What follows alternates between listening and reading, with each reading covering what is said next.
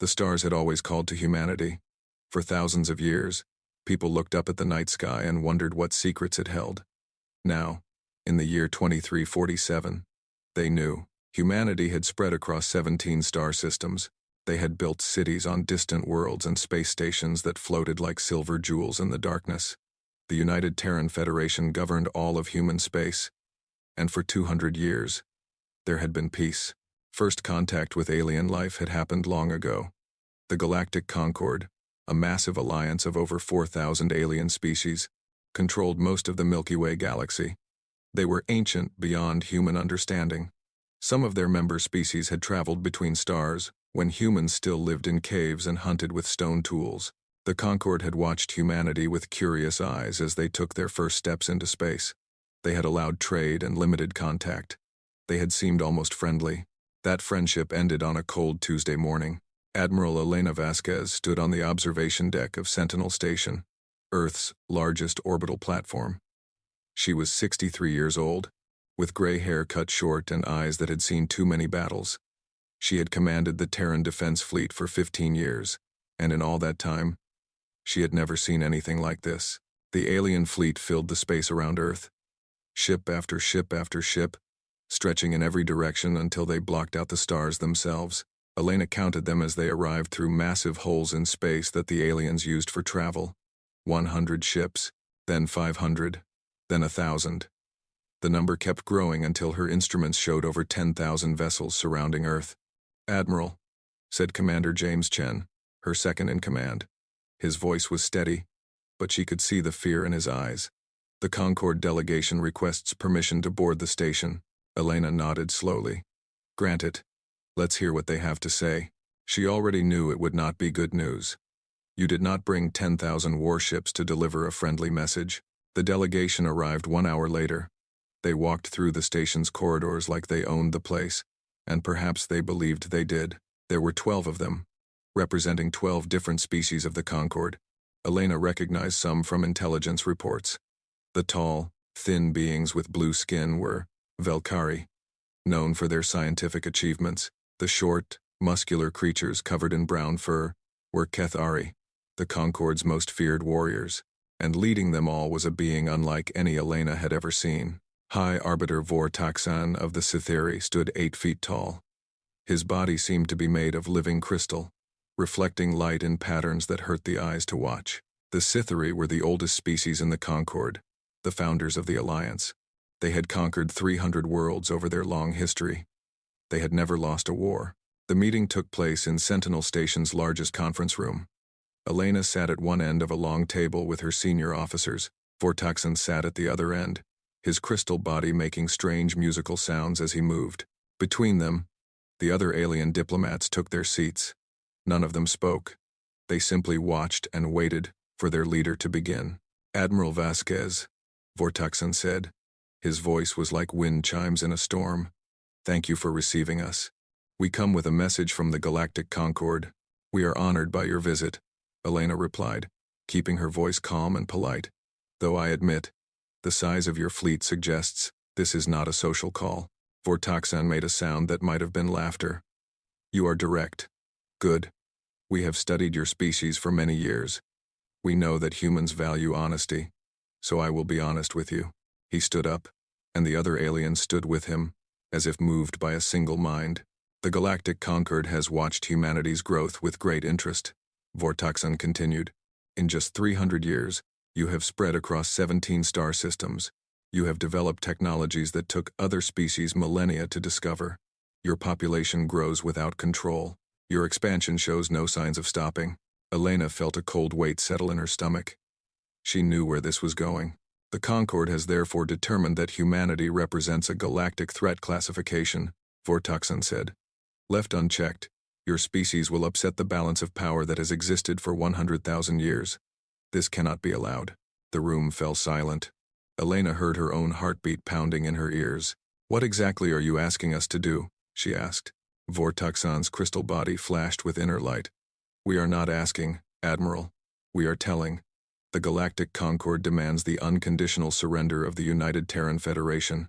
You will disband your military forces. You will surrender all of your colonies. You will accept protected species status under Concord law. Protected species? Commander Chen spoke up, his voice tight with anger. That means slavery. We've seen how you treat protected species. It means survival, Vortoxan replied. The Concord has faced this situation many times before. Species that surrender are allowed to continue existing under our guidance. Species that refuse. He paused. They do not continue existing at all. Elena stood up slowly. She looked around the room at the alien faces watching her. She saw no sympathy there, no doubt. These beings had already made their decision. To them, humanity was just another problem to be solved. How long do we have to respond? She asked.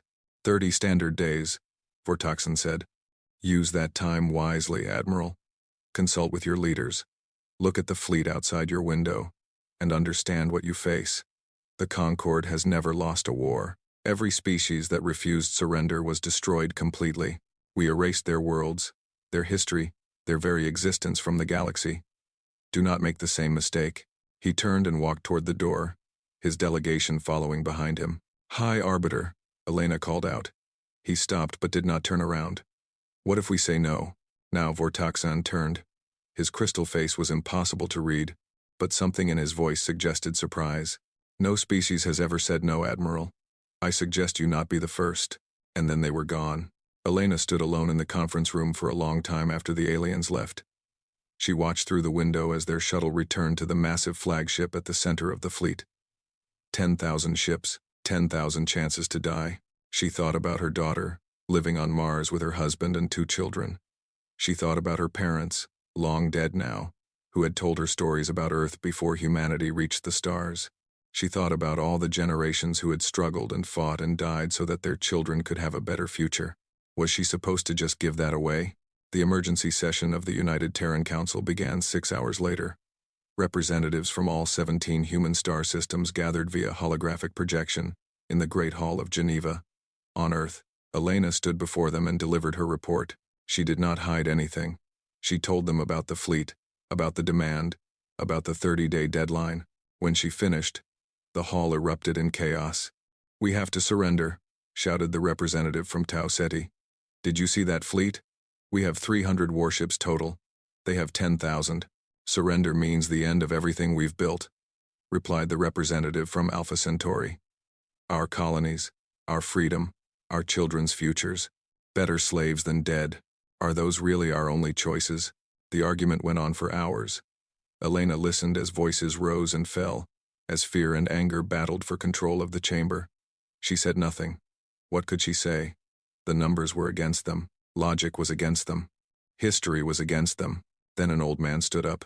His name was Professor David Okafor, and he was the oldest member of the council at 97 years old. He had spent his life studying human history, writing books about the wars and struggles that had shaped their species. He needed a cane to walk, and his voice was thin and weak. But when he spoke, everyone listened. I have been alive long enough to see humanity at its worst and its best, Professor Okafor said. I have studied our history from the very beginning, from the first tools our ancestors made to the first ships we sent to the stars. And if there is one thing I have learned, it is this. Humanity does not surrender. He walked slowly to the center of the chamber, each step careful and measured. The aliens think they know us, he continued. They have studied our records, our broadcasts, our public information. But they do not understand us. They see a young species that has only traveled among the stars for 3 centuries. They see easy prey. He stopped and looked around at the assembled representatives. But what they do not see is what made us. They do not see the millions of years we spent fighting for survival on a harsh world. They do not see the ice ages we endured, the predators we outlasted, the diseases we conquered. They do not see the empires that tried to crush us and the tyrants who tried to enslave us, and how we brought them all down in the end. His voice grew stronger as he spoke, as if the words themselves were giving him energy. We have always been outnumbered. We have always been outmatched. And we have always found a way. That is who we are. That is what it means to be human. He turned to face Elena directly. Admiral Vasquez, I am an old man. I will probably not live to see how this ends. But I know one thing with absolute certainty. If we surrender, we die slowly, as slaves, with no hope and no future. If we fight, We may still die, but we will die on our feet, as free people, and we will make them remember us for 1,000 years." He smiled, and for a moment, Elena could see the young man he had once been, full of fire and determination. "So I say, let them come. Let them bring their 10,000 ships and their ancient armies. We will show them what humans are made of." The chamber was silent. Then, slowly, one representative began to clap. Then another. Then another. The sound grew until it filled the entire hall, until representatives from 17 star systems were standing and cheering and shouting their defiance to the stars. The vote was held 1 hour later. It was unanimous. No surrender. Not now. Not ever. Elena returned to Sentinel Station that night. She stood alone on the observation deck, looking out at the alien fleet that would soon come to destroy everything she loved. She felt afraid. Only a fool would not feel afraid.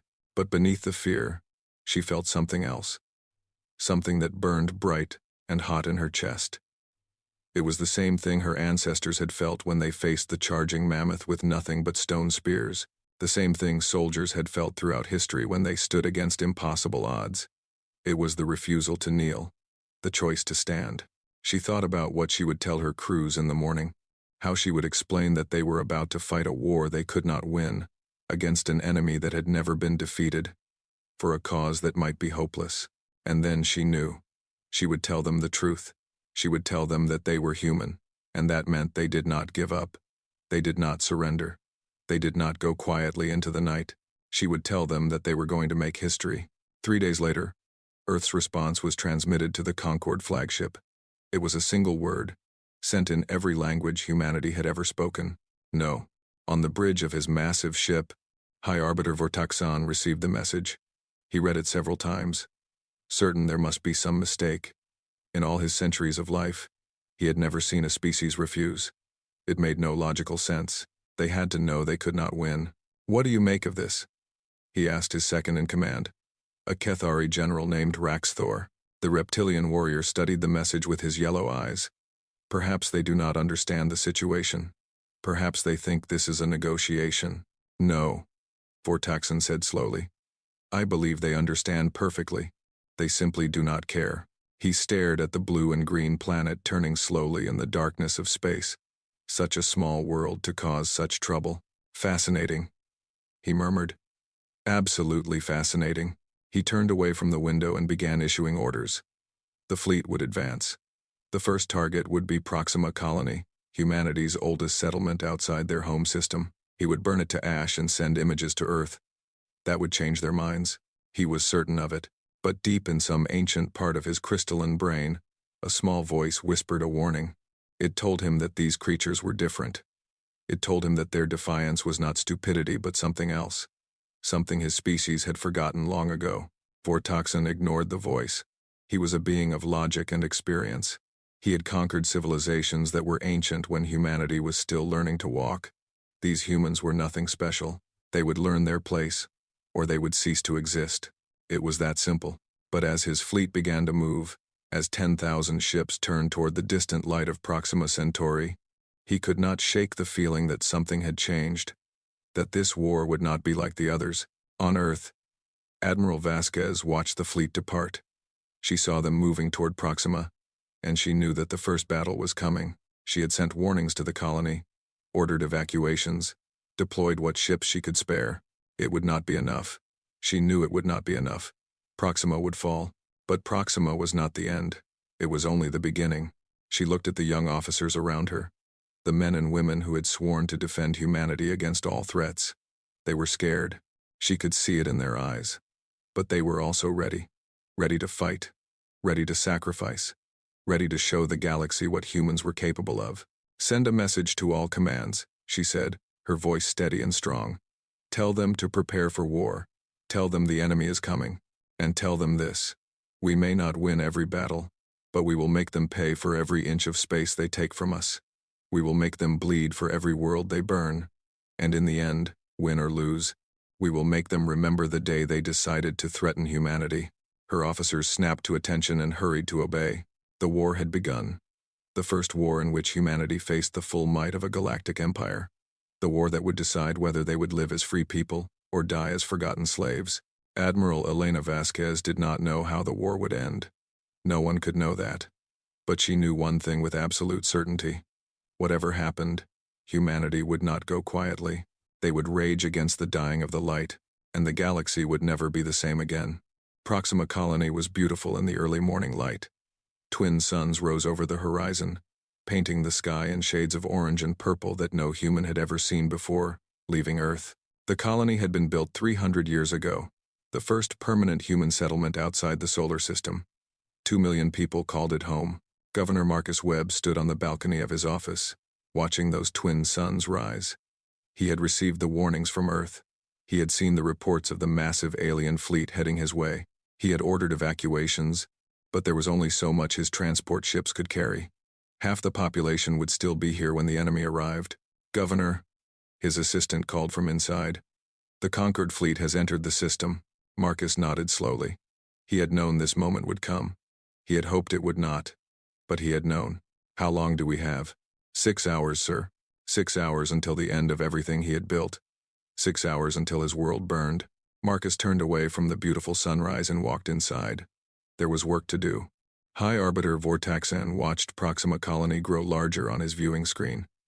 It was a small world, barely capable of supporting life without technological help. The humans had transformed it through sheer stubbornness, building domed cities and underground farms. It was impressive, in a primitive sort of way.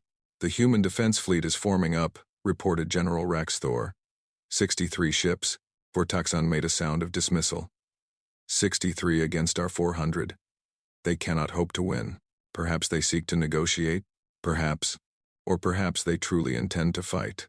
Vortaxan studied the tactical display with growing curiosity. "Deploy our forces in standard conquest formation. Let us see what these humans are made of." The Concorde fleet spread out in a perfect pattern. 400 ships moving with precise coordination. They had used this formation 1,000 times before. It was mathematically optimal, designed by the greatest military minds of 100 species over thousands of years. No enemy had ever broken through it. The human fleet moved to intercept. They were a mix of different ship types, from small fighters to medium cruisers, to the single heavy battleship at their center. Admiral Chen commanded from that battleship, the TFS Defiance. He was 60 years old, a career military officer who had never fired a shot in anger. Now he was about to lead humanity's first real battle against an alien enemy. "All ships report ready," his tactical officer announced. Chen nodded. He had studied everything they knew about conquered tactics, which was not much. Their enemies were secretive, and most species that fought them did not survive to share intelligence. But he had learned a few things. The Concorde preferred to fight at long range, using their superior weapons and shields to destroy enemies before they could get close. They valued order and discipline above all else. They followed their plans exactly, without deviation. Humans were different. "Signal all ships," Chen ordered. "Execute Plan Omega." The human fleet did something that made no sense to the Concorde commanders. Instead of forming a defensive line, they scattered. Ships broke in every direction, diving and weaving in patterns that seemed completely random. Small fighters accelerated toward the enemy formation at maximum speed. "What are they doing?" General Rax Thor asked, confusion clear in his voice. "This is not a recognized tactical formation." "No," Vortaxan agreed. "It is chaos." He watched as the human fighters plunged into his formation, firing weapons that should have been useless against Concorde shields. But the fighters were not trying to destroy his ships. They were trying to get between them, to create confusion, to break up his perfect formation. "All ships, maintain positions," Rax Thor commanded. "Do not break formation." But it was too late. The human fighters were everywhere, weaving between the larger Concorde vessels, forcing them to turn and adjust. And while the Concorde ships were distracted, the human cruisers attacked. They came from 3 directions at once, hitting the flanks and rear of the Concorde formation. Their weapons focused on engines and shield generators, the weak points that Chen had identified from captured data. Ships that should have taken hours to destroy were crippled in minutes. "We are losing cohesion," Rax Thor shouted. "The formation is breaking." Vortaxan watched in disbelief as his perfect tactical pattern dissolved into a chaotic mess. Ships were firing in all directions, sometimes hitting each other in the confusion. The humans were everywhere and nowhere, appearing from blind spots, attacking and retreating before the Concorde could respond. This was not how war was supposed to work. All ships, fall back and regroup, Vortoxan commanded. We will reform at a safe distance. But the humans did not let them retreat easily. As the Concorde fleet pulled back, human ships followed, picking off damaged vessels, harassing the rearguard. By the time Vortoxan's fleet had established a new position, they had lost 47 ships. 47 ships to a species that had never fought an interstellar war. This is impossible, Raxthor said. We outnumber them more than 6 to 1. Our technology is far superior. How are they doing this? Vortoxan had no answer. But he was beginning to understand something important. These humans did not fight like any enemy the Conquered had faced before. They did not follow rules or doctrines. They improvised. They adapted. They did things that made no logical sense. And somehow those things worked. Resume the advance, he ordered. We will crush them with superior numbers. The battle lasted 12 hours. The Concorde won, eventually. With 400 ships against 63, there could be no other outcome. But the victory came at a cost that no one had expected. By the time the last human ship was destroyed, the Concorde had lost over 400 vessels. Some were completely destroyed. Others were so damaged they would never fly again. 400 ships, nearly one for every human ship they faced. Admiral Chen died on the bridge of the TFS Defiance, refusing to surrender even as his ship burned around him. His last transmission was broadcast to every Concorde vessel. We are human. We do not yield. The invasion of Proxima Colony began the next day. Concorde soldiers landed in their thousands, expecting the remaining humans to surrender now that their fleet was destroyed. Instead, they found a population that fought with everything they had. Civilians picked up weapons and joined the defense. Farmers who had never held a gun formed militias. Children helped build barricades while their parents fought in the streets. The domed cities became fortresses, and every building had to be taken one at a time. General Raxthor commanded the ground assault. He had conquered 17 worlds in his career. He had never seen anything like this. They are using improvised explosives, one of his officers reported. Civilians are attacking our supply lines. We found 3 soldiers killed by a trap set by a child. A child? Raxthor could not believe it. Yes, General. She used a basic mechanical device to drop debris on them. She was 8 years old. Raxthor stared at the officer for a long moment. On his world, children that age were barely able to feed themselves. The idea that one could build a trap and kill trained soldiers was almost beyond his understanding. What happened to the child? He asked. We attempted to capture her. She detonated another device and took 4 more soldiers with her. The conquest of Proxima took 3 weeks. By the time it was finished, 70% of the human population was dead. The rest were captured and sent to processing centers for eventual resettlement. The cities were in ruins, the farms destroyed, the infrastructure worthless, and the Conquered had lost 8,000 soldiers on the ground. 8,000 soldiers to conquer 2 million people. High Arbiter Vortoxan received the final reports in his private chamber. He read them several times, trying to make sense of the numbers. The mathematics were clear. At this rate, conquering all of human space would cost the Concorde millions of ships and soldiers. Even if they won, the price would be catastrophic. They fight like they have nothing to lose, General Raxthor observed. Even their children choose death over surrender. Yes, Vortoxan said quietly. I have been reading their history. Did you know that they have been at war with each other for most of their existence? They have built entire cultures around the concept of fighting to the last. That is barbaric. Perhaps, but it is also effective. Vortoxan set down the reports and stared at the viewport, where the ruins of Proxima Colony burned against the darkness of space. We thought them weak because they are young. We were wrong. Their youth is their strength. They have not yet learned to accept the inevitable. They have not yet learned when to give up. What do you suggest? Vortoxan considered the question for a long time. The logical answer was to continue the invasion. They had more ships, more soldiers, more resources than humanity could ever match. Eventually, the humans would be overwhelmed, but at what cost? And what would they become in the process? We continue, he finally said. But we do not underestimate them again. Send word to the Concorde Council. We need reinforcements. We need more ships, more soldiers, more supplies. This war will not be over quickly. Raxthor bowed and left to carry out the orders. Alone in his chamber, Vortaxan activated a secure communication channel. His message would travel across the galaxy to the Concord homeworld, where the High Council waited for news. The invasion of human space has begun, he reported.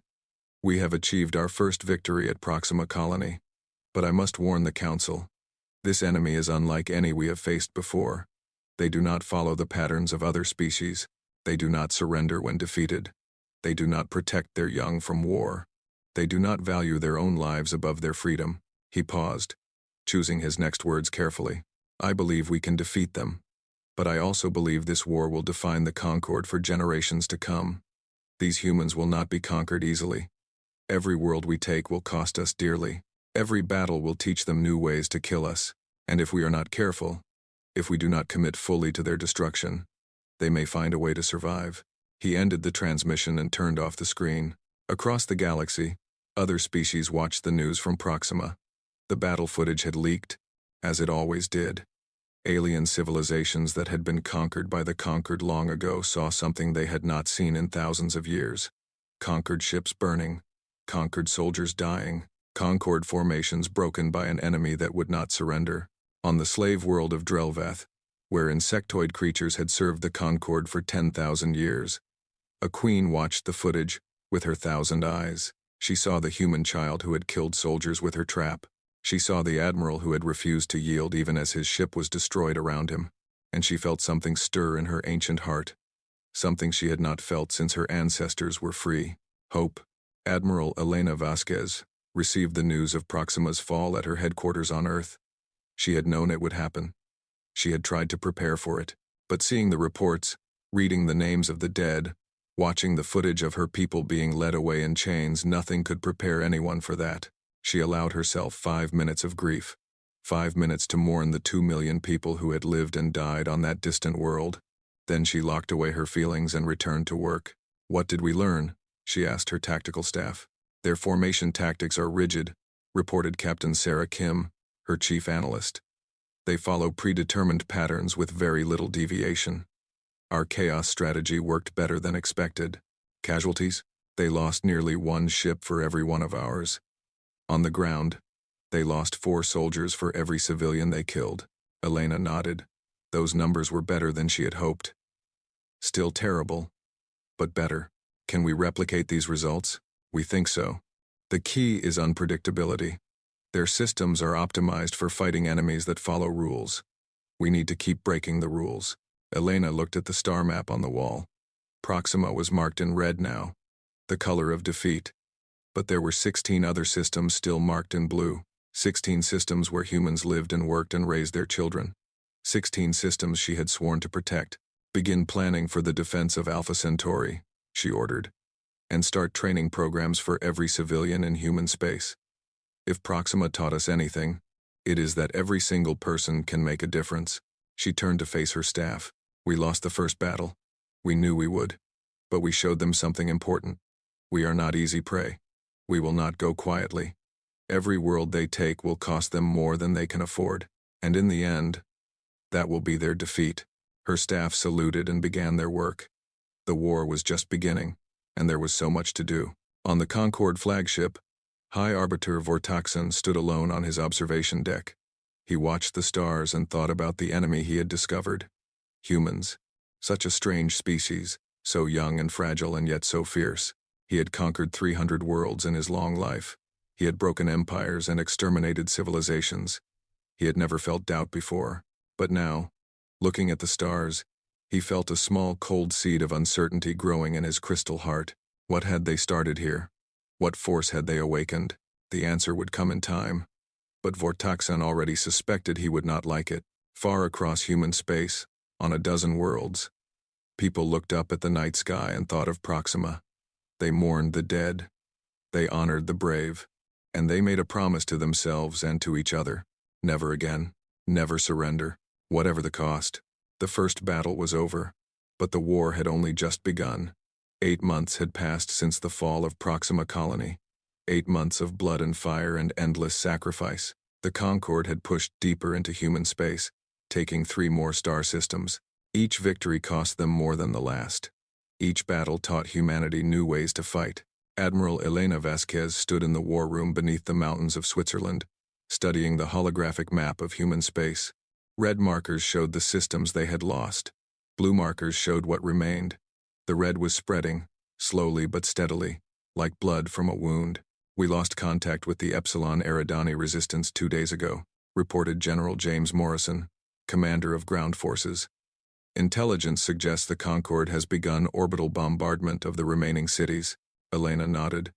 She had expected this. The Concorde had learned that occupying human worlds was too costly. Now they simply destroyed everything from space, then sent troops to clean up whatever was left. How many civilians evacuated before the siege? About 200,000. The rest refused to leave. Elena understood that. Some people would rather die on their feet than run away. She had seen it at Proxima. She had seen it at every world since. "What about the special project?" she asked, turning to Dr. Yuki Tanaka, head of the Weapons Research Division. Yuki's eyes lit up. Despite the grim situation, she could not hide her excitement. "Admiral, we've had a breakthrough. A major breakthrough." She called up new images on the display. Elena saw schematics and technical diagrams that made little sense to her military mind. "When we captured that Concorde destroyer at Barnard Star, we recovered their shield generator intact," Yuki explained. "Our team has spent the last 6 months studying it. The technology is incredibly advanced.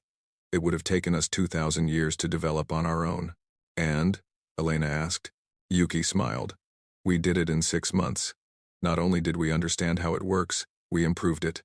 Our version is 30% more efficient. We can produce them in our factories starting next month." The room fell silent. This was news beyond anything they had hoped for. "How is that possible?" General Morrison asked. "The Concorde has been developing technology for 100,000 years. How can we improve on it in 6 months?" "Because they have not changed in 100,000 years," Yuki replied. "Their science is frozen. They found solutions that worked and never looked for anything better. We looked at their shield design and immediately saw a dozen ways to improve it. That is the advantage of being young. We have not yet learned that things are impossible." Elena felt something warm spread through her chest. Hope. It was a dangerous feeling in times like these, but she allowed herself to feel it anyway. "Can we do the same with their weapons?" "We are working on it. Give us another 6 months, and I believe we will have weapons that can punch through their shields like paper." "You have 3 months," Elena said. "Make it happen."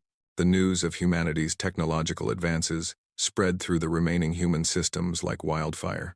People who had been preparing for defeat began to believe that victory might be possible. Factories that had been building refugee ships were converted to produce warships. Scientists who had been planning to flee worked around the clock on new weapons and defenses. But the news spread beyond human space as well. On the Concorde homeworld, High Arbiter Vortaxan received the intelligence report with growing concern. The humans had not only reverse-engineered Concorde technology but improved it. This was unprecedented. No conquered species had ever achieved such a thing. "How is this possible?" demanded Counselor Zelthris, a member of the High Council and one of Vortaxan's greatest critics. "You assured us that humanity would fall within months. Instead, they grow stronger.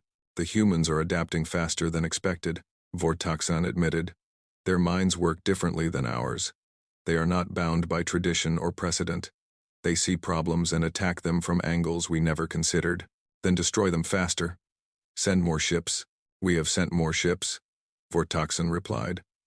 "We have sent thousands more ships. But each battle costs us hundreds of vessels and thousands of soldiers.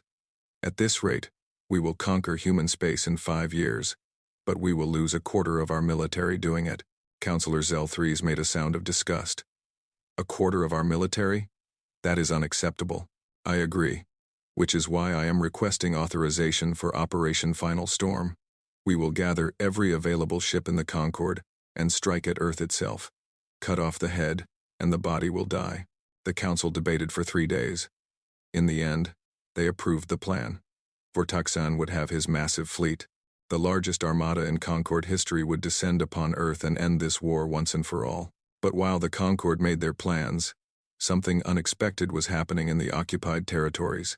Drelvath was a small world on the edge of conquered space. Its insectoid inhabitants had been conquered 10,000 years ago.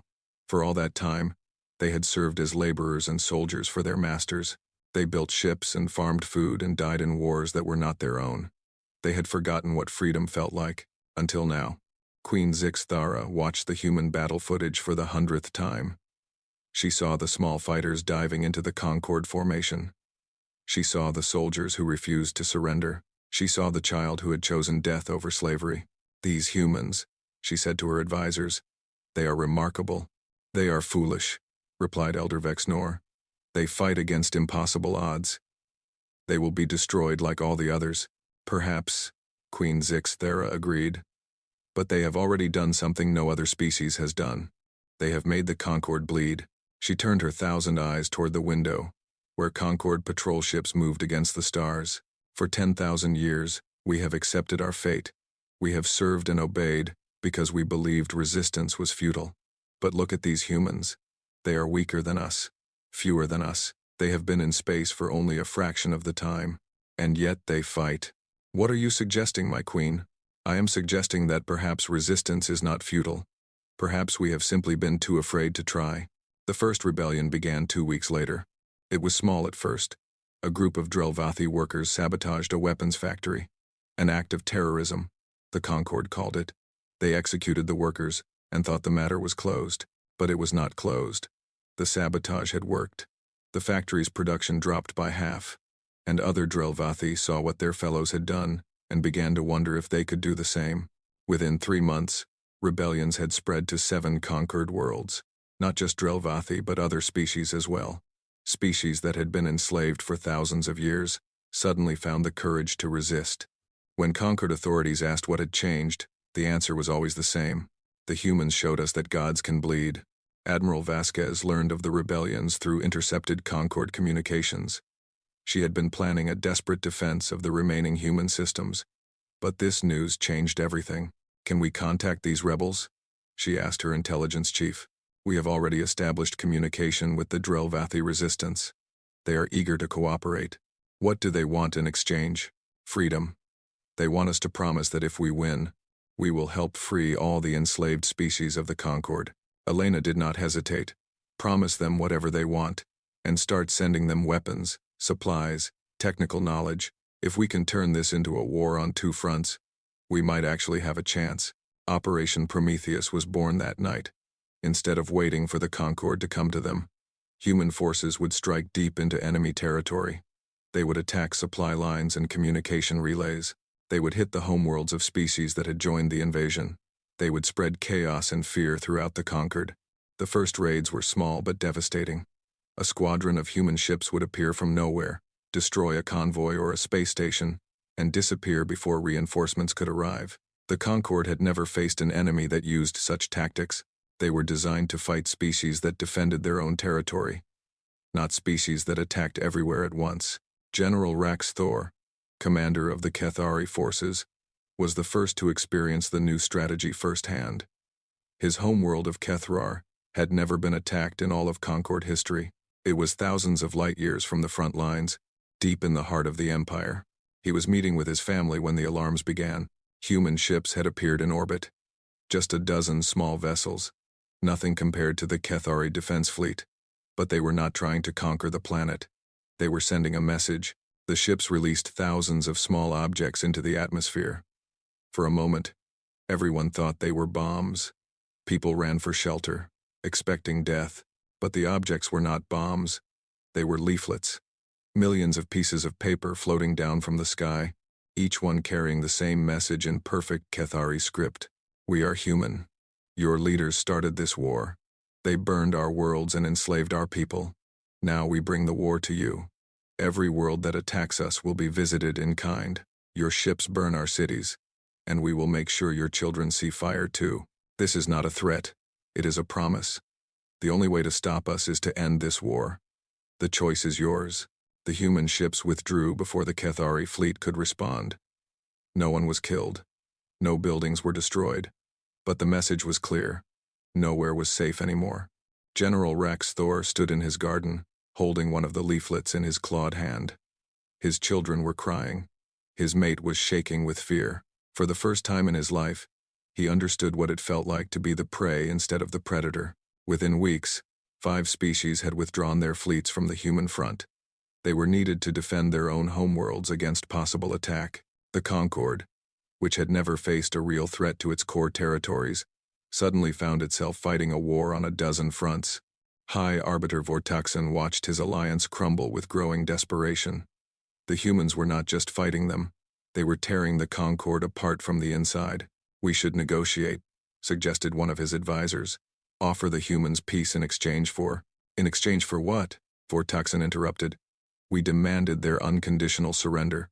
We burned their colonies and enslaved their people. Do you think they will ever forgive that? Do you think they will ever trust us?" The advisor had no answer. "No," Vortaxen said. "We have gone too far to turn back now. Our only hope is to destroy them before they destroy us. Operation Final Storm must proceed. We will gather every ship we have left and strike at Earth. Kill the heart of humanity, and the rest will follow." He gave the orders. Across Concord space, fleets began to gather.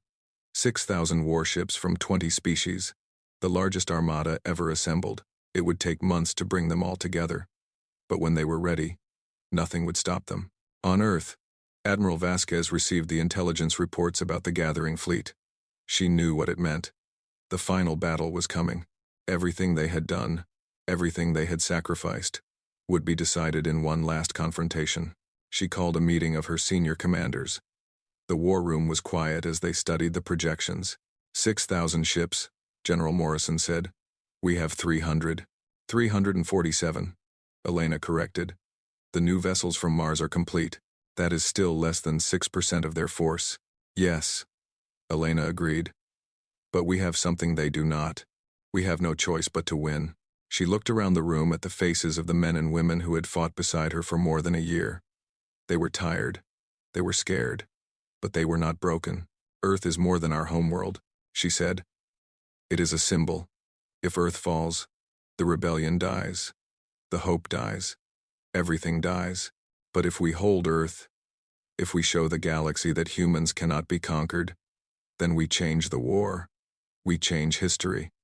"How do we hold against 6,000 ships?" Captain Kim asked. Elena smiled. It was not a happy smile. "We turn Earth into a fortress. We convert every platform, every station, every satellite into a weapon. We train every civilian who can hold a gun. We dig in so deep that they will have to destroy the planet to defeat us." She pointed at the map of the solar system. "And we do not fight alone. Contact the rebels. Contact every species that has risen against the Concord. Tell them the final battle is coming. Tell them this is their chance to be free forever." The preparations began the next day. Earth transformed itself for war. Factories worked around the clock, producing weapons and shields. Cities built underground shelters and defensive positions. The moon, long used only for science and mining, was converted into a massive weapons platform. Admiral Vasquez watched it all from her command center. She knew the odds were against them. She knew that many of the people now building defenses would be dead within months, but she also knew that they would never surrender. That was the difference between humans and the conquered. The conquered had ruled for 100,000 years because their enemies always gave up eventually. They had forgotten what it was like to face someone who would rather die than submit. They were about to remember. Across the galaxy, the message spread. Earth was preparing for the final battle. The humans were making their last stand, and they were calling for help. Some species ignored the call. They had been slaves too long to believe in freedom. But others answered. Small fleets began to move toward human space. Rebel groups coordinated their attacks to distract Concord forces. Intelligence flowed from 100 sources, revealing enemy plans and weaknesses. For the first time, the Concord faced not just a single enemy but a galaxy rising against it. High Arbiter Vortaxen sensed the change. He had fought many wars, but never one like this. The humans had done something that should have been impossible. They had united the galaxy against the Concord. "We must strike quickly," he told his commanders. "Before the rebellion grows too strong. Before Earth's defenses are complete. We launch Operation Final Storm in 6 months." The countdown began. 6 months until the largest battle in galactic history. 6 months until humanity's fate was decided forever. Admiral Vasquez marked the date on her calendar. She did not know if she would live to see it. But she knew one thing with absolute certainty. Whatever happened, humanity would face it standing. They would face it together, and they would make the galaxy remember their name for all of time. The wolves had awakened, and they were ready to hunt. The Concorde fleet arrived on a Tuesday morning. 6,000 warships emerged from hyperspace in perfect formation, spreading across the sky like a dark wave. Admiral Elena Vasquez watched them from the command center buried deep beneath the Swiss Alps. She had known this day would come. She had prepared for it with everything humanity had. It was not enough. She knew it was not enough. But it was all they had. "All stations report ready," announced Commander Chen, her second in command. "Earth defense grid is online. Lunar weapons platform is active. All civilian shelters are sealed." Elena nodded. Around her, 100 officers worked at their stations, coordinating the defense of humanity's homeworld. The air was thick with tension and fear and something else, something that felt like determination. "How many ships do we have?" 342 combat vessels, plus 200 civilian ships that have been armed for battle. 500 ships against 6,000. Roughly one for every 12 enemy vessels. The mathematics were impossible. But then again, mathematics had never stopped humanity before. High Arbiter Vortaxan stood on the bridge of his flagship, the Eternal Light, and studied the blue planet before him. Earth, the birthplace of humanity, the heart of the species that had caused him more trouble than any enemy in his long life. Today, it would end. "The human fleet is forming a defensive position between us and the planet," reported General Rax Thor. "They have also activated some kind of weapons grid on the planet's moon." Vortaxan examined the tactical display. The human defense was impressive, he had to admit. They had turned their entire solar system into a fortress. Every planet, every moon, every station bristled with weapons and shields. But it would not be enough. Nothing could be enough against the force he had assembled. "Begin the advance," he ordered. "Standard siege formation. We will crush their fleet first, then deal with the planetary defenses." The Concorde Armada moved forward like a wall of steel. 6,000 ships, representing the might of an empire that had ruled the galaxy for 100,000 years. Against them stood a few hundred human vessels and the desperate hope of a young species. The first exchange of fire lit up the darkness of space. Human weapons, improved versions of captured Concorde technology, sliced through shields and armor. Concorde plasma beams vaporized human cruisers in single shots. Ships on both sides exploded into brilliant balls of flame that faded quickly in the vacuum. "Hold the line," Admiral Vasquez commanded. "Make them pay for every meter." The human fleet fought with desperate fury. Captains who saw their ships damaged beyond repair drove them into enemy formations, taking as many aliens with them as they could. Fighters swarmed around Concorde battleships, targeting weapons and engines. Small crews in damaged vessels ejected into space, then used personal thruster packs to reach enemy hulls and plant explosives by hand. General Rax Thor watched in disbelief as a single human, floating in nothing but a spacesuit, attached a device to the hull of a Concorde destroyer. Before anyone could stop her, she triggered the explosive and disappeared in a flash of light, along with the ship she had destroyed. "They are insane," he whispered. "They are completely insane." "No," Vortaxan replied quietly. "They are simply willing to pay any price for victory. We have forgotten what that looks like." The battle raged for 3 days. The human fleet, impossibly, held the line. They lost ships by the dozen, by the 100, but they did not break. Every time the Concorde pushed forward, the humans pushed back. Every advantage the aliens gained was countered by some new tactic, some desperate innovation, some act of suicidal bravery. On the 4th day, the Concorde breached the defensive line. It cost them 800 ships, but they finally broke through. The human fleet was scattered, reduced to less than 100 vessels still capable of fighting. The way to Earth was open. "Now," Vortaxan said, "begin the planetary assault." The Concorde fleet moved into orbit around Earth. Below them, 8 billion humans looked up at the sky and saw their doom approaching. The planet's defense grid opened fire, and the lunar weapons platform unleashed everything it had. Ships fell, but more came to take their place. In the command center, Admiral Vasquez watched the tactical display with calm eyes. The situation was hopeless. Her fleet was destroyed. The planetary defenses were failing. In a few hours, the Concorde would control Earth's orbit, and then the bombardment would begin. "Admiral," Commander Chen said quietly, "we have lost." "No," Elena replied. "We have not lost until we surrender. And we will never surrender." She stood up and walked to the main communication console. Her officers watched her, confusion in their eyes.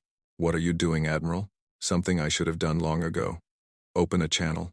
All frequencies. I want the entire galaxy to hear what I have to say." The channel opened. Elena Vasquez, Admiral of a defeated fleet, Commander of a dying world, spoke to the universe. "This is Admiral Elena Vasquez of the United Terran Federation. I am speaking to the Galactic Concord, to their subject species, to everyone in this galaxy who can hear my voice." In his flagship, Vortaxan paused. He had been about to order the final assault. Now he waited, curious despite himself. 2 years ago, your diplomats came to Earth and demanded our surrender. They told us we were a threat.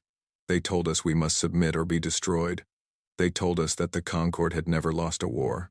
Elena's voice was steady, carrying across millions of miles of space. We said no. Not because we thought we could win. Not because we did not understand what we faced. We said no because we are human, and humans do not kneel. On 100 worlds, people stopped what they were doing to listen.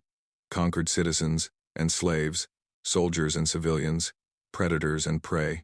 They all heard the voice of a woman who should have been begging for mercy but instead spoke with the calm confidence of someone who had already won. "You have burned our colonies. You have killed our children. You have driven us back to our home world and surrounded us with your fleet. By every measure, you have won, and yet here I stand, still defiant. Here we stand, 8 billion strong, ready to fight to the last." She looked at the display showing the enemy fleet, the thousands of ships that would soon rain fire upon her world. "You want to know what humans are?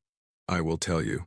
We are the species that learned to make fire when we should have frozen in the dark. We are the species that built cities when we should have been prey for larger beasts. We are the species that conquered disease and famine, and the very stars themselves when every force in the universe told us we could not." Her voice rose, not in anger but in pride. "We are not a threat because of our technology. We are a threat because we will never stop. Conquer our worlds, and we will fight from the rubble. Kill our soldiers, and our children will take their place. Burn our planets, and our survivors will spend eternity hunting yours." You wanted to know what humans are? We are the species that looks extinction in the eye, and spits. On Drelvath, Queen Zixthara felt her hearts beating faster than they had in centuries. On Kethrar, General Raxthor's family huddled together, listening to the words of the woman whose people he had been sent to destroy. On 1,000 worlds, in 1,000,000 homes, beings who had known nothing but oppression felt something stir in their souls. "This is our answer to your ultimatum," Admiral Vasquez continued. "This is our response to your fleet and your armies and your 100,000 years of empire. We will not surrender. We will not submit. We will fight until the last human draws breath, and then our memory will fight for us. You cannot kill an idea. You cannot conquer a spirit. And that is what we are. That is what we have always been." She paused, and when she spoke again, her voice was soft but no less powerful. "To the enslaved peoples of the conquered, I say this: you are not alone. You have watched us fight and die, and you have wondered if freedom is worth the price. I tell you now, it is. It is worth everything. The cage you live in was built by those who told you resistance was futile. But nothing is futile. Nothing is impossible. We have proven that." In orbit, Vortaxan found himself unable to give the order to attack. He told himself he was gathering intelligence, assessing the situation. He knew it was a lie. "The conquered tells you that they are gods," Vasquez said. "They are not. They are mortal. They bleed. They fear. And they can be defeated. We have shown you that. The question now is whether you will watch from the shadows while we die, or whether you will stand with us and fight for your own futures." She turned to face the display showing the planet below. Her home, her world, everything she had ever loved. As for the Concord, I have only this to say. You started this war. You will not finish it. Whatever happens today, you have already lost, because you have shown the galaxy that your power is not absolute. You have shown them that the mighty can fall, and that knowledge will spread. It will grow. It will become a fire that burns across 100,000 worlds. You can kill us all, But you cannot kill what we represent. You cannot kill hope. She ended the transmission. For a long moment, there was silence in the command center. Then Commander Chen spoke. Admiral, sensors are picking up hyperspace signatures at the edge of the system. Elena turned to the display. Her heart, which had been so calm during her speech, began to beat faster. How many? Multiple contacts. They are still emerging. 10 ships, 20, 50. Admiral, the count is over 100, and still rising. The new fleet emerged from hyperspace in a massive wave. But these ships did not bear Concord markings. They were a mix of designs, from dozens of different species. Drelvathi hive ships, Cathari warships that had defected from the Concord fleet, vessels from species that had been conquered long ago but never forgotten the taste of freedom, and at the head of the fleet, a message broadcast to all frequencies. This is Fleet Commander Zix Thara of the Free People's Alliance. We have heard your words, Admiral Vasquez. We have heard your call. And we have come to stand with you. The command center erupted in cheers. Officers who had been preparing for death now stared at the display in disbelief. An allied fleet of over 300 ships had arrived. Combined with the surviving human vessels and the planetary defenses, they now faced the Concord on almost equal terms. On the bridge of the Eternal Light, High Arbiter Vortaxan watched the new arrivals with something close to shock. This was impossible. The Concord had ruled for 100,000 years. Their subject species were broken, docile, obedient. They would never dare to rebel. But here they were. Hundreds of ships from species that should have known their place. And more were coming. He could see the hyperspace signatures of additional fleets approaching from across the galaxy. What have we done? General Raxthor asked quietly. Vortaxan had no answer. He had thought this would be the end of the war. Instead, it was beginning. All ships, defensive formation, he commanded. Prepare for battle. The second phase of the Battle of Earth began. But this time, humanity did not fight alone.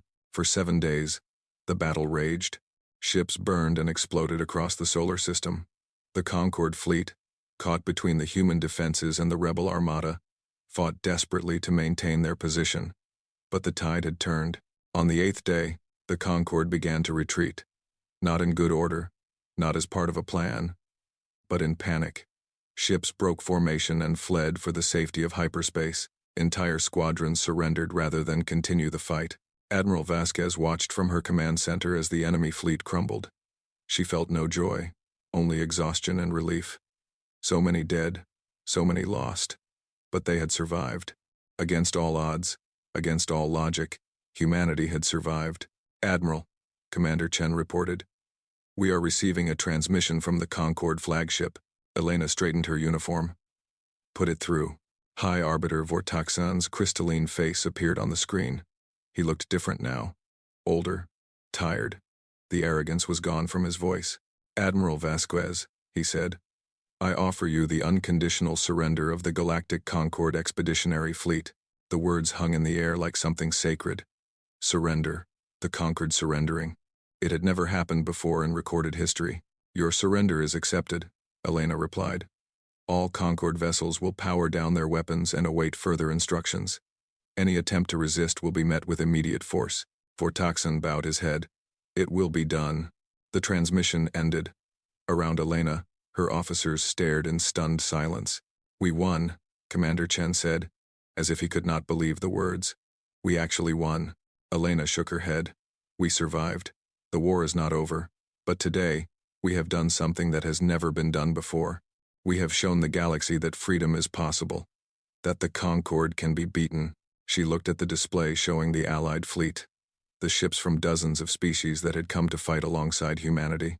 We did not do this alone. Remember that. When the histories are written, remember that we stood together. Human and alien, former enemies and new friends. We stood together, and we changed everything. Outside, the twin sons of Sol shone down on a battered but unbroken earth. The skies, which had been filled with fire and death for so long, were finally clear. And across the galaxy, on 1,000 worlds, people looked up and wondered if perhaps, just perhaps, a new dawn was coming. The Battle of Earth was over. The legend had begun. The surrender ceremony took place on the surface of Earth's moon, in a great dome that humans had built during the war. It was neutral ground, a place that belonged to neither the victors nor the defeated. Admiral Elena Vasquez stood at the center of the dome, surrounded by representatives from the Free People's Alliance. Across from her, High Arbiter Vortaxon waited with the remnants of his command staff. The two leaders faced each other in silence for a long moment. So much had happened between them. So much blood had been spilled. Yet here they were, at the end of things. High Arbiter, Elena said formally. Do you speak for the Galactic Concord? Vortaxon's crystal body seemed dimmer than before, as if the light inside him had faded. I speak for what remains of it. The Council has dissolved. Most member species have withdrawn or defected to the rebellion. The Concord as we knew it no longer exists. Elena nodded. She had expected this. Intelligence reports had been tracking the collapse of the ancient empire for months. Species that had been held together by fear were scattering now that the fear was gone. The myth of Concord invincibility had died at Earth, and with it, the foundation of their power. Then we accept the surrender of your remaining forces, Elena said. Your ships will be disarmed, and your soldiers demobilized. War criminals will be identified and tried according to the laws of the Free People's Alliance. The rest of your people will be allowed to return to their homeworlds in peace. That is more than we would have given you, Vortaxon said quietly. Yes, Elena agreed. It is. The formal documents were signed. The war was officially over. But Elena knew that the real work was only beginning. 1 year passed. Then 2. The galaxy, which had known only the iron rule of the Concord for 100,000 years, struggled to find a new shape. Old enemies became uncertain allies. Former slaves tried to rebuild civilizations that had been destroyed generations ago. Trade routes that had existed for millennia collapsed and had to be recreated from nothing. Through it all, Earth served as an anchor. The planet that had nearly been destroyed became a symbol of hope and renewal. Delegations from 300 different species traveled to the human homeworld, seeking advice, forming alliances, trying to understand the strange creatures who had changed everything. Admiral Vasquez retired from military service on the 2nd anniversary of the Battle of Earth. She had done her duty. She had saved her species. Now she wanted nothing more than to rest. But rest would not come. The galaxy had too many questions, and everyone seemed to believe she had the answers. You could run for president of the Federation, suggested her daughter Maria during a family dinner. You would win easily. Elena shook her head. I was a soldier, not a politician. The war is over. Let someone else lead the peace. The war might be over, but the challenges are not, Maria replied. 300 species are looking to us for guidance. We cannot just disappear. We will not disappear. But we must be careful about what we become. Power corrupts, Maria. The Concord ruled for 100,000 years, and look what they became. I will not let humanity walk that path. She looked out the window at the night sky. The stars that had once seemed so threatening now held the promise of friendship and discovery. We showed the galaxy that tyranny can be defeated, she said. Now we must show them that freedom can be preserved. That is the harder task. The new order took shape slowly. The Free People's Alliance evolved into a proper interstellar government, with representatives from every member species. They established courts to try war criminals, trade agreements to rebuild economies, and defense treaties to protect against any future aggression. High Arbiter Vortaxon was among those tried for war crimes. His trial lasted 6 months and was broadcast across the galaxy. Billions watched as evidence was presented. The destruction of Proxima Colony, the enslavement of millions, the orders that had led to countless deaths. In the end, he was found guilty and sentenced to life imprisonment. But before he was taken away, he was allowed to make a final statement. What he said surprised everyone. I have lived for thousands of years, Vortaxon said, his crystalline voice echoing through the courtroom. I have seen empires rise and fall. I have conquered worlds and destroyed civilizations. I thought I understood the nature of power. I was wrong. He turned to face Admiral Vasquez, who sat in the gallery as a witness. When we first encountered humanity, we saw a young species. Primitive, weak. We thought you would be easy prey. We did not understand what we were facing. His crystal body flickered with inner light. You asked me once how you defeated us. How a species that has only traveled the stars for 3 centuries could break an empire that has stood for 100,000 years. I have thought about that question every day since my capture. And now I believe I have the answer. The courtroom was silent. Every eye was on the ancient alien as he spoke his final words as a free being. We lost because we had forgotten why we built the Concorde in the first place. 100,000 years ago, my ancestors were like you. They were young and idealistic. They believed in freedom and cooperation. They built the Concorde not to conquer but to protect, to bring order to a chaotic galaxy. He paused, his voice heavy with regret. But over time, we forgot those ideals. We became the very thing we had sworn to fight. We built an empire on fear and slavery, and we told ourselves it was necessary. We convinced ourselves that other species were inferior, that they needed our guidance. We became tyrants in the name of order. He looked around the courtroom at the faces of 100 different species. You humans reminded us of what we once were. Your refusal to surrender, your willingness to die for freedom, your ability to inspire others, these were things we had lost long ago. You did not defeat us with weapons alone. You defeated us with an idea, the idea that freedom is worth any price, the idea that no being should kneel to another. He bowed his head. I accept my sentence. I deserve far worse. But I ask you to remember this. Empires fall when they forget why they exist. The Concorde fell because we became monsters. Do not make the same mistake. Hold on to your ideals. Remember why you fought.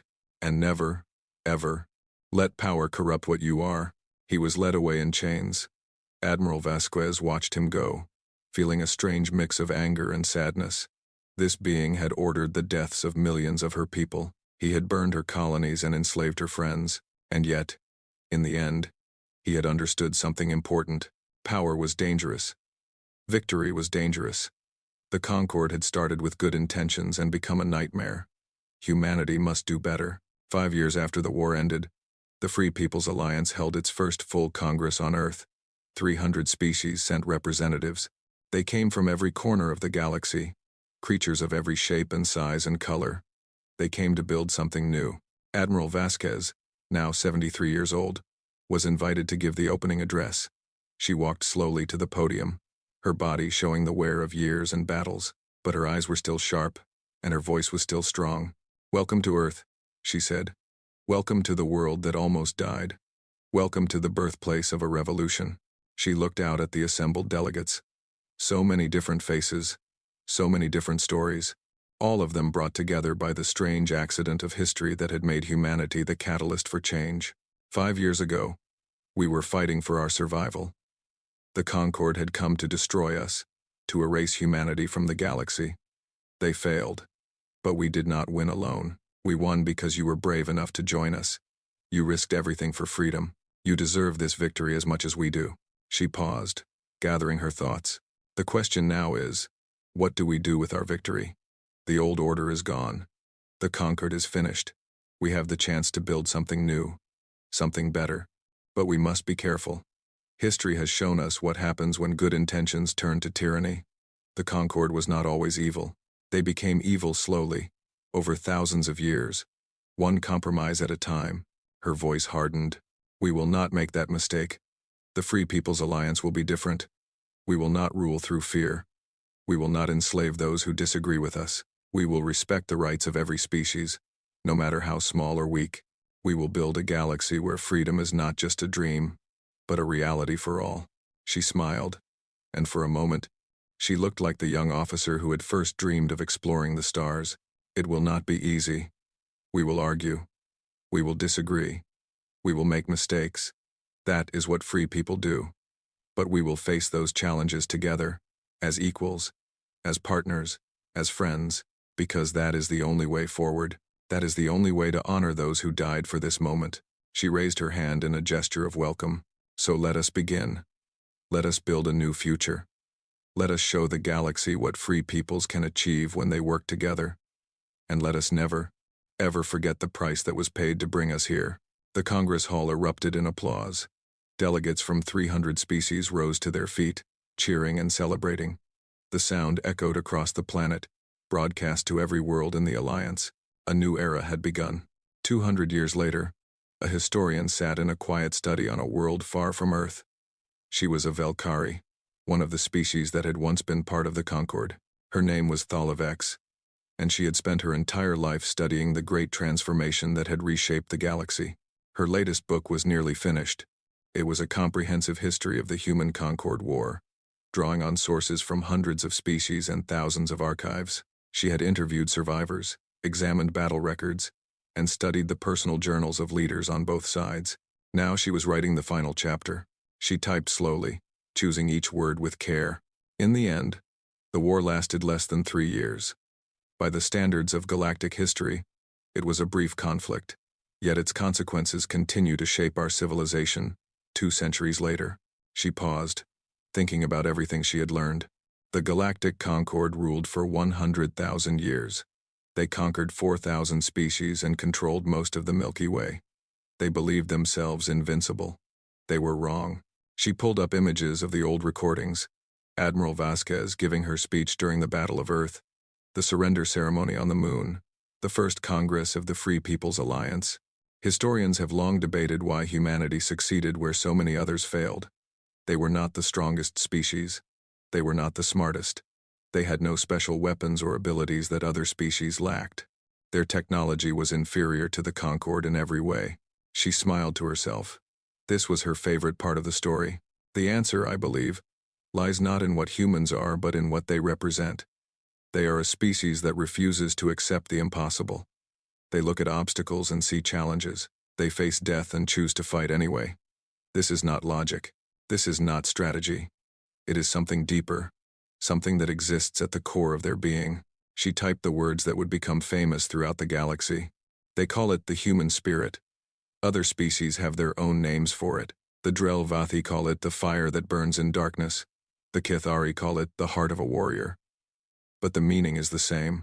It is the refusal to submit. The choice to stand when kneeling would be easier. The belief that some things are worth dying for. She scrolled through more images. The ruins of Proxima Colony, now rebuilt and thriving. Earth, green and blue, surrounded by space stations and orbital habitats. The memorial to the fallen, listing the names of every being who had died in the war. The Free People's Alliance is not perfect. 2 centuries of freedom have brought challenges that the old Concord never faced. There have been conflicts, disagreements, even small wars, but the fundamental principle has held. No species rules over another. Every being has the right to freedom and self-determination. She thought about her own life. Her grandparents had been born into slavery. They had never dreamed that their descendants would live as free citizens of a galactic community. They had never imagined that a Valkyrie could write history books and have them read across 1,000 worlds. All of that was possible because of what had happened 200 years ago. Because a small species on a small planet had refused to kneel. The humans themselves have changed over the centuries, she continued. They have spread across the galaxy, making friends and building alliances with species that once tried to destroy them. They have shared their technology and their culture freely. They have taken their place among the great civilizations of the Milky Way. She looked up at the stars through her window. So many worlds out there, so many possibilities, but they have never forgotten who they are. Even now, 200 years after the war, they maintain their identity. They tell their children stories of the great struggle. They celebrate the anniversaries of key battles. They honor the memory of those who died for freedom. She began to type the final paragraph, the conclusion that had taken her decades to reach. There is a concept in human philosophy called the human paradox. It refers to a species that nearly destroyed itself a dozen times before reaching the stars. They fought wars over religion, over resources, over ideas. They polluted their own world and nearly drove themselves to extinction. By every logical measure, they should have failed. She smiled as she typed the last words. But they did not fail. They survived. They grew. They reached the stars. And when the greatest empire in galactic history demanded their surrender, they said no. They were asked to kneel. They chose to stand. And standing, they changed everything. She saved the document and leaned back in her chair. The book was finished. 200 years of history, captured in words that would be read across the galaxy. Outside her window, a human transport ship passed overhead, heading toward the spaceport. Its passengers were probably traders or tourists, ordinary people going about their ordinary lives. They had no idea that a Valkyrie historian was writing about their ancestors at that very moment, but that was how history worked. Great events became distant memories. Heroes became legends. And legends became the foundation of civilizations. Thalevix thought about the title of her book. She had struggled with it for years, trying to capture the essence of the story in just a few words. Now, finally, she knew what to call it. The Day They Chose to Stand, a history of the human revolution. It was perfect, because that was what it had been. Not just a war, but a revolution, a transformation, a moment when the galaxy changed forever because one small species refused to accept their fate. She looked up at the stars one more time. Out there, somewhere, the descendants of Admiral Vasquez and General Raxthor and High Arbiter Vortuxan were living their lives, building families, creating art, exploring new worlds, living in a freedom that had been bought with blood and sacrifice. That was the legacy of the human-conquered war. Not conquest or empire, but possibility. The possibility of a galaxy where every being could determine their own destiny, where strength did not mean domination, where the weak could stand against the powerful and win. The humans had given the galaxy that gift, and the galaxy would never forget. Thalvex smiled and closed her eyes. Tomorrow, she would begin a new project. There were always more stories to tell, but tonight, she was content. She had done her part. She had told the story of how the galaxy changed, how freedom was born from fire and blood, how a species of stubborn, irrational, beautiful creatures had looked at extinction and refused to blink. They were asked to kneel. They chose to stand, and standing, they changed everything.